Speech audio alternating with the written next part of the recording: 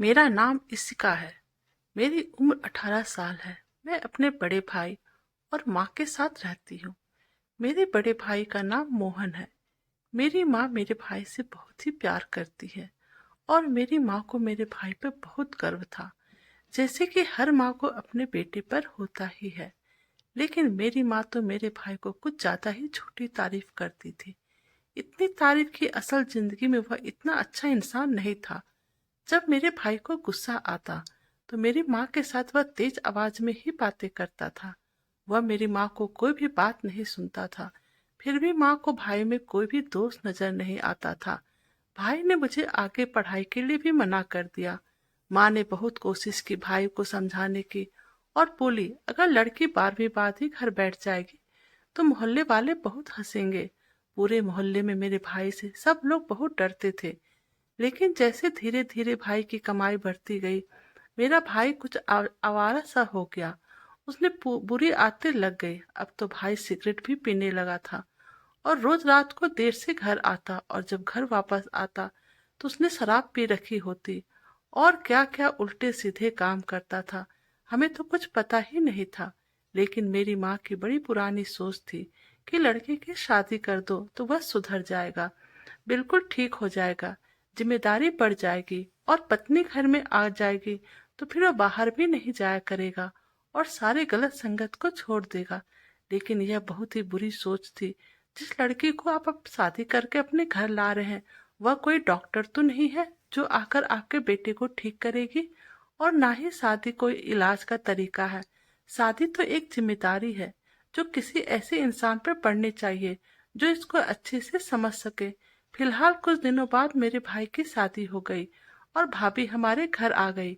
भाभी के घर आने के बाद मेरे भाई में कुछ बदलाव तो नजर आने लगा। लेकिन मेरे भाई की शादी के बाद एक अजीब सा वाकया होने लगा, जिसे देखकर मैं बहुत हैरान परेशान थी। मेरी नई भाभी हमसे ज्यादा बात नहीं करती थी। वह बहुत ही कम बोलने वाली लड़की थी। माँ ने कहा कि अच्छी बात है, ज्यादा बोलने वाली लड़कियों मुझे बिल्कुल पसंद नहीं है। भाभी ना सिर्फ चुप रहती बल्कि हर समय उदास रहती थी। मैंने अपनी माँ से कहा, कई भाई भाभी के साथ लड़ाई झगड़ा तो नहीं करते हैं? तो माँ ने मुझसे कहा, ऐसा बिल्कुल नहीं है, बल्कि हमारे खानदान में तो मर्द अपनी पत्नियों से बहुत प्यार करते हैं। तेरी भाभी तो खुश होना चाहिए कि उसे इतना अच्छा पति मिल गया है। यह तो इतना अच्छा है कि पूरे मोहल्ले में मेरे बेटे जैसा अच्छा कोई भी नहीं है। माँ तो हर समय बस भाई की तारीफ करना शुरू कर देती थी। उन्हें तो बस भाई की तारीफ करने के लिए कोई न कोई बहाना चाहिए था। मगर मेरे भाई के साथ कुछ न कुछ गड़बड़ जरूर था। यह देखकर मैं बहुत ज्यादा परेशान होने लगी। और फिर मैंने एक दिन देखा कि भाभी को भाई ने कमरे के बाहर इस तरह खड़ा कर दिया था, जैसे स्कूल में किसी छोटे बच्चे को बाहर खड़ा कर दिया जाता है और उससे कहा जाता है कि यह तुम्हारी सजा है और तुम्हें बाहर ही खड़ा रहना पड़ेगा। जबकि रात का वक्त था। इस समय तो भाभी को कमरे में होना चाहिए था। भाभी का सर झुका हुआ था। जब मैं भाभी के करीब गई तो उन्होंने मुझे देखकर अपने आंसू चुपके से साफ किए थे, और मैंने देखा कि आज तो मेरी भाभी ने नया सूट पहना हुआ था और नहा धोकर भी आई थी। वह तो आज बहुत ज्यादा प्यारी लग रही थी। मैंने भाभी से कहा, आज तो आप बहुत प्यारी लग रही हैं। मेरी भाभी का रंग गोरा था, उनके लंबे कने खूबसूरत बाल थे और मेरी भाभी का नाम कोमल था। मैंने भाभी से पूछा, आप क्यों रो रही हो और इस तरह कमरे के बाहर क्यों खड़ी हो? भाभी ने मुझसे कहा कि मैं रो नहीं रही हूँ, मेरी आंखों में कुछ चला गया है, इसकी वजह से मेरी आंखों में आंसू आ गए। पर मुझ पर विश्वास था कि भाभी रो रही थी। मैंने भाभी से पूछा, इतनी रात को आप कमरे के बाहर क्यों खड़ी है, जबकि भाई तो अंदर है, आपको भी अंदर होना चाहिए। भाभी ने मुझसे कहा, कुछ भी नहीं, बस ऐसे ही खड़ी हूँ। मुझे लगता है कि भाभी मुझे बताना नहीं चाह रही थी, इसलिए मैं वहां से किचन में चली गई। मेरी समझ में नहीं आ रहा था कि भाभी आज नहाई हुई इतनी खूबसूरत लग रही है। भाई को तो भाभी के कमरे से बाहर जाने ही नहीं देना चाहिए था। मैं खाना खाकर अपने कमरे में चली गई और सो गई। सुबह को जब मैं अपने कमरे से बाहर आई तो भाभी बाहर नहीं थी। पता नहीं वो बाहर खड़ी होकर पूरी रात क्या कर रही थी। मैंने इस बात पर ज्यादा ध्यान नहीं दिया। ऐसे ही करते करते 2 दिन निकल गए। एक दिन मैं भाभी के साथ ही बैठी थी, तभी भाई का फोन आया और उसने कहा कि मैं आज रात का खाना घर पर नहीं खाऊंगा। मेरा भाई का हुक्म था कि भाभी दिन और रात का खाना रोज मेरे भाई के साथ ही खाया करेगी। तो भाभी को बहुत तेज भूख लग रही थी। मैंने भाभी से कहा, कोई बात नहीं, आज आप हमारे साथ बैठकर खाना खा लेना। लेकिन जैसे भाभी हमारे साथ खाना खाने के लिए बैठी, मेरी माँ ने कहा, इतनी गंदी बदबू कहाँ से आ रही है? इस कमरे में कोई चूहा तो नहीं मर गया है? मैंने कहा, अभी तो सब जगह पोछा लगाया है, फिर पता नहीं यह बदबू कहाँ से आ रही है। मेरी भाभी अपना सिर झुकाकर बैठी थी और जल्दी जल्दी खाना खाकर वहां से उठकर अपने कमरे में चली गई और उनके जाते ही बदबू भी खत्म हो गई। मेरी माँ ने कहा, लगता है बदबू इसी के पास से आ रही थी, पर ये तेरी भाभी ऐसी गंदी होकर क्यों घूम रही है? मैं समझती हूँ कि इसको मैंने माँ ने कहा कि ऐसे किसी से पूछना अच्छी बात नहीं है। भाभी पूरा मान जाएगी और हो सकता है शायद उनको नहाना पसंद ना हो। माँ ने कहा, क्यों पसंद नहीं है? यह कौन सा दिसंबर का महीना है? जून का महीना है। गर्मी में तो रोज नहाना ही चाहिए। जिस लड़कियों की शादी हुई है उन लड़कियों को वैसे भी अपने आप को ज्यादा साफ सुथरा अच्छा बनाकर रखना चाहिए। आदमियों को ऐसी बातें पसंद होती है। तुम भी मेरी बातों को ध्यान में रखना। जब तेरी शादी हो जाएगी तो रोज नहाना, साफ सुथरी रहना। आदमियों को साफ सुथरी रहने वाली औरतें अच्छी लगती है और यही बात तेरी भाभी को समझाना बहुत जरूरी है। मैं इससे बातें करके आती हूँ। मेरी माँ इतना कहकर वहां से चली गई। पर ईश्वर जाने कि माँ ने भाभी के कमरे में जाकर उनसे क्या कहा और यह बात भाभी को कितनी अच्छी और बुरी लगी। लेकिन मैंने देखा कि भाभी अगले दिन भी नहीं नहाई थी। भाभी को नहाए हुए आज पूरे 4 दिन हो गए थे और सुबह सुबह मैंने देखा कि भाभी ने हाथों में सोने की नई नई चूड़ियां पहन रखी है। भाभी का सारा सामान मैंने और माँ ने मिलकर ही खरीदा था और शादी के बाद से भाभी कहीं बाहर भी नहीं गई थी। इसलिए मैं भाभी के कमरे में गई और मैंने भाभी से पूछा, चूड़ियां कहाँ से आए? तो भाभी ने मुझसे कहा, सुबह सुबह तुम्हारे भाई ने दी है। मैंने भाभी से कहा, मुझे लगता है आज भाई बहुत ज्यादा खुश है। यह तो अच्छी बात है। आपस में उपहार देने से प्यार बढ़ता है। भाभी ने हल्की आवाज में मुझसे कहा कि हाँ, अभी तो मूड अच्छा है, लेकिन रात का कुछ नहीं पता कब मूड खराब हो जाए। मैंने पूछा कि क्यों मूड खराब हो जाएगा? क्या आपने भाई की कोई बात नहीं मानी है? तो भाभी ने कहा, कुछ नहीं। भाभी मुझे बहुत ज्यादा परेशान लग रही थी। जैसे इंसान गुनाह करने से पहले परेशान होता है तो कोई काम करने लगता है जिसको करने से पहले इंसान सोचता है कि मुझे यह काम करना चाहिए या नहीं। भाभी बहुत डरी हुई लग रही थी और उसके थोड़ी देर बाद ही वो नहाने के लिए चली गई। उस समय भाभी के अंदर से गंदी बदबू आ रही थी क्योंकि गर्मी के समय था। मेरी भाभी नहाकर आई तो बहुत ज्यादा खूबसूरत लग रही थी और मैंने देखा उन्हें आज बहुत ही अच्छा सूट पहन रखा था। पर मैंने भाभी से नहीं कहा कि नहाकर आप बहुत अच्छी लगती हो, मगर मैं उनकी प्रशंसा जरूर करती थी। इसलिए बस समझ जाइए, अगर वह नहा धोकर साफ सुथरी रहेगी तो सब उनकी प्रशंसा करेंगे और उनसे खुश रहेंगे। लेकिन मैंने देखा कि मेरी भाभी जब भी नहा धोकर तैयार रहती है तो भाई उन्हें अपने कमरे से बाहर ही खड़ा रखते थे। इस बार मैंने भाभी के पास जाकर देखा तो वह बहुत ज्यादा रो रही थी। मैंने उनके पास जाकर उनसे पूछा कि भाभी, आप क्यों रो रही है? तो भाभी ने मुझसे कहा, तुम चुप हो जाओ, नहीं तो तुम्हारे भाई सुन लेंगे। फिर मैंने पूछा, क्यों कमरे के बाहर खड़ी है और क्यों रो रही है? तो भाभी ने मुझसे कहा कि एक दिन तुम सब समझ जाओगी यह सब क्यों हो रहा है। भाभी ने और भी ज्यादा रोना शुरू कर दिया। मैंने पहले भाभी का हाथ पकड़ा, उन्हें खींचकर एक तरफ ले गई और उनसे पूछा कि आज मुझे सारी बात साफ साफ बताएं कि यह क्या हो रहा है और आप क्यों कमरे के बाहर खड़ी होकर रोती है। तो कहने लगी कि तुम्हें पता है कि तुम्हारा भाई शराब पीता है। तब मैंने भाभी से कहा, हाँ मुझे पता है, पर माँ कहती थी कि भाई की शादी हो जाएगी तो सुधर जाएगा। भाभी ने कहा, वह आज भी रोज शराब पीता है। तब मैंने भाभी से कहा, यह सब तो ठीक है, मगर इस बात का भाई के शराब पीने से क्या मतलब है? आप यहाँ क्यों खड़ी हैं? भाई ने आपको बाहर क्यों निकाला है? तभी भाभी मुझसे कहने लगी, मुझे नहीं पता, मैं कुछ नहीं जानती। तुम मुझे छोड़ दो और अब मुझे वहीं पर खड़ा रहने दो। मेरे तो कुछ समझ में नहीं आ रहा था। फिर कुछ दिनों बाद भाभी ने नहाना छोड़ दिया और उनके जिस्म से फिर बदबू आने लगी, क्योंकि बहुत गर्मी का मौसम था। कोई भी इंसान अगर 4 दिन नहीं नहाएगा तो उसका यही हाल होगा। मेरी भाभी जब भी माँ के पास आकर बैठ जाती तो मेरी माँ अपनी नाक हाथ से ढक लेती थी या फिर दुपट्टा नाक पर रख लेती थी। मैंने अपनी मम्मी से इशारा करके कहा था वह ऐसा ना किया करे, भाभी को बुरा लगता होगा। तो मेरी माँ मुझे कहती, आखिर इसको नहाने में परेशानी क्या है, क्यों नहीं नहाती है? इसकी माँ ने इसको यहाँ यही सब सिखाकर भेजा है। माँ की इस बात को सुनकर भाभी बहुत ज्यादा परेशान रहती थी और शर्मिंदगी से भरा उनके चेहरे भी दिखाई देता था।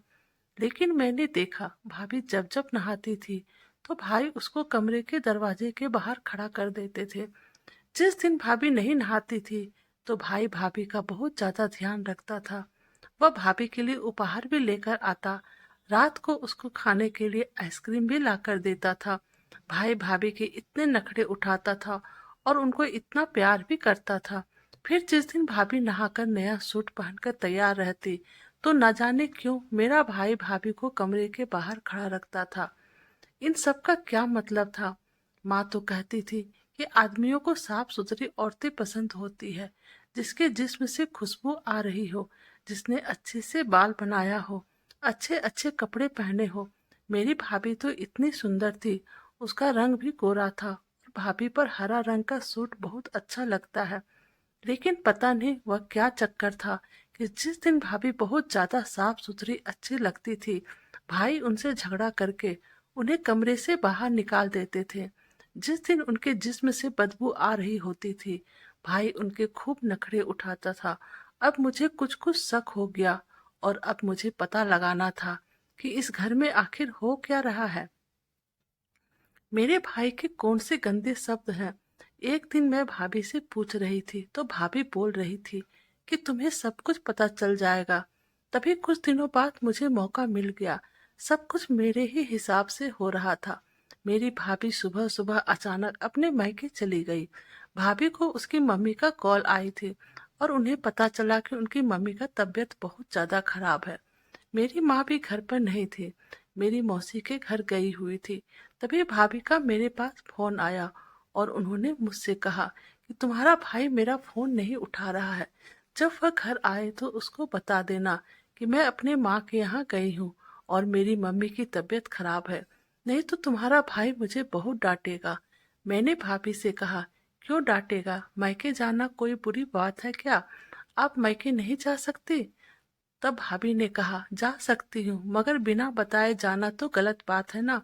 मैंने भाभी को कहा कि कोई बात नहीं, मैं हूं ना, मैं बता दूंगी, आप आराम से जाएं। और इसी जल्दी जल्दी में भाभी अपना कमरा लॉक करना भी भूल गई थी।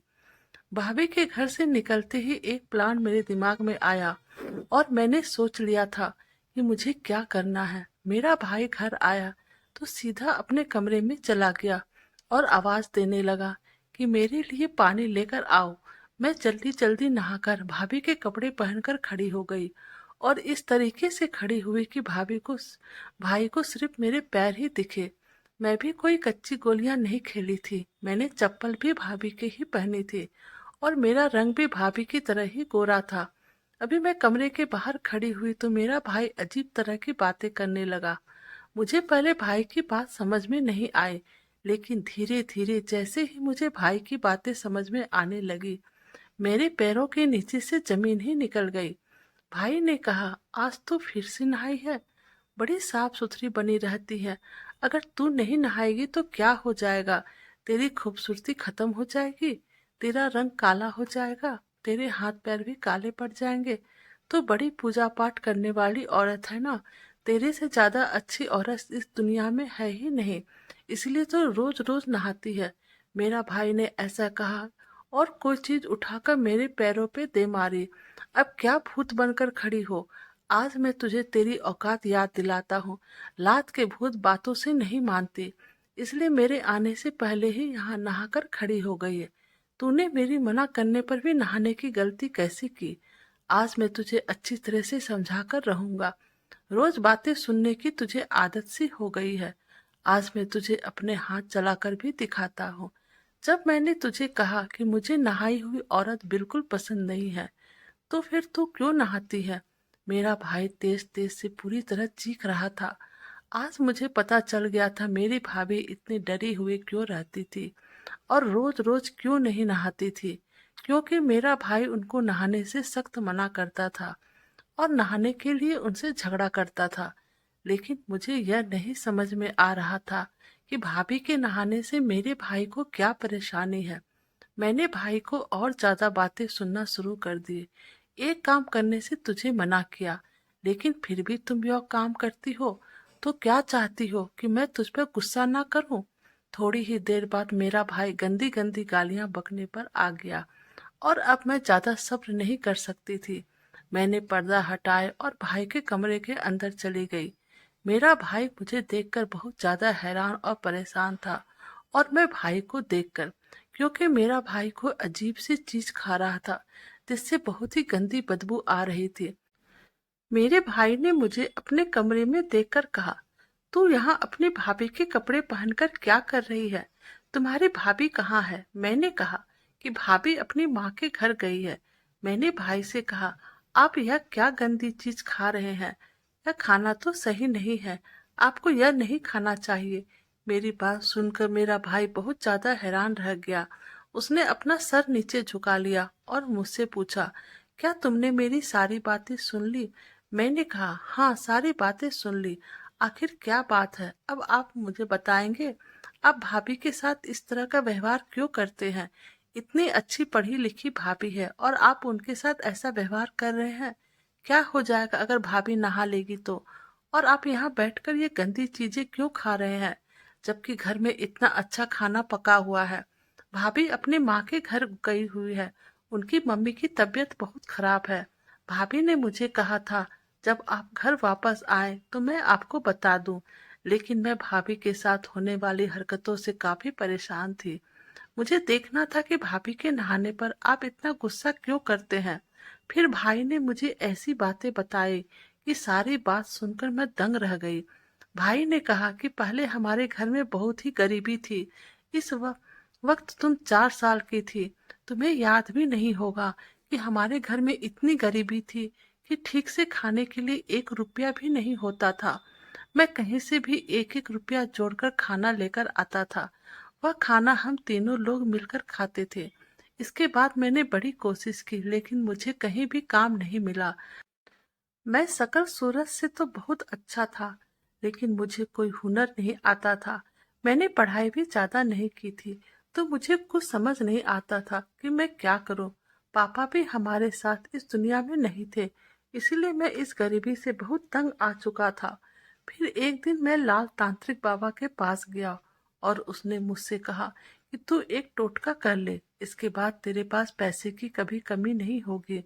लेकिन इस टोटके करने के लिए तुझे नहाना नहीं है, तुझे बदबूदार चीज खानी है और पूजा पाठ भी नहीं करना है। और अगर कल को तेरी शादी होती है तो फिर अपनी पत्नी को भी यही कहना कि वह ना नहाए। इस तरह तुम्हारे पास दौलत बहुत ज्यादा हो जाएगी। इसके लिए उसने मुझे कोई मंत्र भी बताया था और जब मैं यह सब करने लगता तो हमारे पास से गरीबी दूर हो जाती और हमारे पास बहुत दौलत आने लगी। और आज कोई भी ऐसी चीज नहीं है जो मैं खरीद नहीं सकता। तुम खुद ही बताओ कि आज तक मैं तुम्हें किसी चीज के लिए मना किया है? या यह कहो कि मैं तुम्हें नहीं लाकर दे सकता, क्योंकि मेरे पास पैसे की कोई कमी नहीं है। इसलिए मैं शादी नहीं करना चाहता था, क्योंकि मैं सोचता था कि शादी के बाद पता नहीं कैसी पढ़ी लिखी लड़की आएगी, मेरी बात माने या ना माने। इसलिए मैंने तुम्हारी भाभी को भी गंदगी में रखना चाहता था, परंतु पता नहीं उसे क्या हो जाता था। वह कहती थी कि मैं गंदी नहीं रह सकती, मुझे पूजा पाठ करनी होती है, इसलिए वह नहा लेती थी। इस बात पर मेरी उससे लड़ाई झगड़ा होती थी, क्योंकि हम अगर इसी तरह साफ सफाई रखने लगे तो मेरे पास जो दौलत है वह आना बंद हो जाएगा। उनकी यह बातें सुनकर मैंने अपना सर पकड़ लिया। मैंने अपने भाई से कहा, भाई, आप किस तरह के चक्कर में पड़े हैं? आप मेहनत करते हैं, इसलिए आपके पास इतना पैसा है। जो मेहनत करता है उसको इसका फल जरूर मिलता है। सफाई तो बहुत ही ज्यादा जरूरी है। आप यह बहुत गलत कर रहे हैं और इसके लिए एक दिन आपको सजा मिलेगी। आपके पास जो भी है वह सब आपसे चला जाएगा। आप यह सब करना छोड़ दे और यह बदबूदार चीज खाना भी छोड़ दे। मैंने वह सब बदबूदार चीज उठाकर कूड़े में फेंक दी। मैंने भाई को बहुत समझाया। भाई ने कहा, अगर मैंने यह सब करना छोड़ दिया और हमारे घर में फिर से गरीबी आ गई तो तुम्हारी और तुम्हारी भाभी का क्या होगा? वैसे भी अब वो माँ बनने वाली है। सुबह ही उसने मुझे यह बात बताई। मैंने कहा, ईश्वर हमारे साथ है। भाई ने कहा, तुम्हारी पढ़ाई के खर्चे और मुझे तुम्हारी शादी भी करनी है। मैंने कहा, विश्वास करे और ईश्वर से माफी मांग ले। मैंने भाई को अपनी कसम दे दी। मैं उनकी छोटी बहन थी और वे मुझसे बहुत लाड़ प्यार करते थे। इसलिए उन्होंने मेरी बात का मान रखा और नहाकर पूजा पाठ करने लगे और सबके सब बुरे काम भी छोड़ दिए। जब भाभी वापस आई, उन्होंने भाई को पूजा पाठ करते देखा तो वो हैरान रह गई। मेरी भाभी ने मेरी तरफ देखा और मैंने इशारे से कहा कि अब सब कुछ ठीक हो जाएगा। हमारे घर का माहौल भी बहुत अच्छा हो गया था। फिर एक दिन हमें यह खुशखबरी मिली कि जिसके साथ मेरे भाई पार्टनरशिप में काम करते थे, उनको बाहर दूसरे देश से बिजनेस का ऑफर मिला है और यह सारा काम मेरे भाई के पास छोड़कर दूसरे देश में काम करने जा रहे हैं, क्योंकि वह एक बहुत अमीर आदमी था और थोड़ी सी प्रॉफिट का उसको क्या करना था। अब इस कारोबार का इकलौता वारिस मेरा भाई ही था और उस तांत्रिक की बात न मानकर भी मेरे भाई को मुनाफा ही हुआ था। और इस बात पर मेरे भाई ने कहा कि छोटी, तुमने ठीक बात कही थी कि रोटी देने वाला ईश्वर ही है। भाई ने दिल से माफी मांग ली भाभी से और अब मेरा भाई हमेशा साफ सुथरा ही रहता और हम इस बात से बहुत खुश हैं कि अब हमारे भाई सही रास्ते पे चल रहे हैं। भाभी एक बेटी की माँ बन चुकी और हम सब अपने घर में बहुत खुश रह रहे हैं। मेरे भाई ने सारे गलत काम छोड़ दिया और इंसान बन गया। अब मेरी भाभी भी बहुत खुश रहने लगी थी। मैं आज भी इस बात को सोचती हूँ कि मेरे भाई को जिसने इस काम पे लगाया था वह एक बहुत ही बुरा इंसान था, क्योंकि यह बात सच थी कि इस तरह के टोटके होते हैं और इन टोटकों को पूरा करने के लिए इंसान को गंदगी में ही रहना होता है। गंदी बदबूदार चीज खानी होती है, पूजा पाठ छोड़ना पड़ता है। लोग इस तरह के टोटके तो करते हैं, लेकिन इस टोटके का कोई फायदा नहीं होता है, क्योंकि रोटी देने वाला तो ईश्वर ही है। बुरे कामों में पड़कर अपनी अच्छाइयों को बर्बाद नहीं करना चाहिए। मैं आप लोगों से यही कहना चाहती हूँ, आप किसी भी तंत्र के चक्कर में पड़कर ऐसा कोई गलत काम ना करें, क्योंकि अगर हम सच्चे दिल से मेहनत करते हैं तो हमें उस मेहनत का फल जरूर मिलता है। कहानी अच्छी लगे तो चैनल को सब्सक्राइब करें, वीडियो को लाइक जरूर करें। धन्यवाद।